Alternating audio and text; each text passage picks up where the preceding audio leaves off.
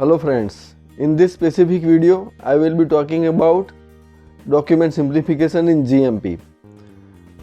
This is very short and specific video, so I will highly recommend that you watch the entire video. So starting with the simplification of the SOP. So how we can simplify the SOP? So whenever you are preparing an SOP or revising an SOP, keep in mind that SOP should be in simple instruction format. Directly tell operator and supervisor what is to be done. Do not put lengthy guideline like statements.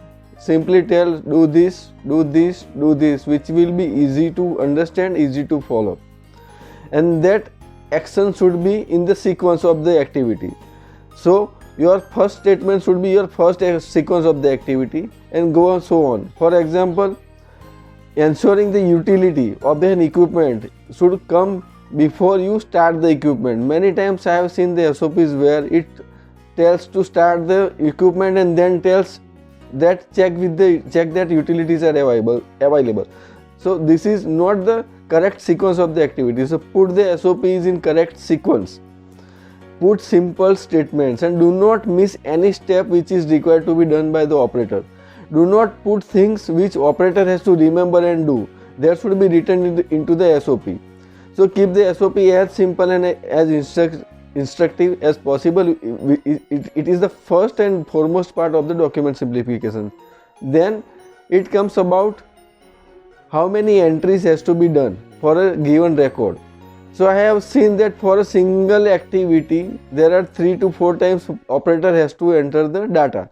For example, he has to enter the data into the batch record, he has to enter the same data into the logbook, and he has to enter the same data into the format which is part of SOP. So putting same entry, same data in 3 documents can lead to the mistake. So operator may either miss to enter the data, or operator can put some different data in one document and another data in another document, and it will look like a data integrity issue. It will create a data integrity issue, but practically it is not a data integrity issue, just because we have created such a complex document system that it leads an operator to make mistakes. So put minimum data entry requirements. If you are able to put only one data in one document, it is sufficient to comply with GMP requirements. Then do not put that data in another document also. It will reduce your complexity. Third thing is number of signatures. So many times there are 3 to 4 signatures for the single activity. As per the GMP requirement, doer and checker concept is more than enough to prove that that activity was done by one person and it was checked by the another person. Putting third and fourth signature like verified by, then ensured by, then QA signatures, it will not help improving your activity. It will not help improving your document, but it will only add to the complexity of your system.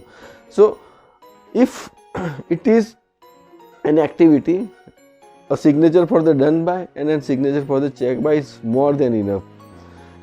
Sequential or periodic verification of the logbooks or batch record by the QA is enough that the system is in compliance. But by putting signature of quality in each and every activity will not add the quality, it will only increase the complexity. You have to recruit more person as a checker, and it will be a burden to the organization also.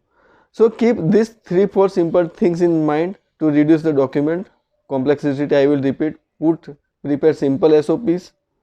Do not put multiple entries of same activity in different documents, and put minimal required signatures to ensure that we are in compliance.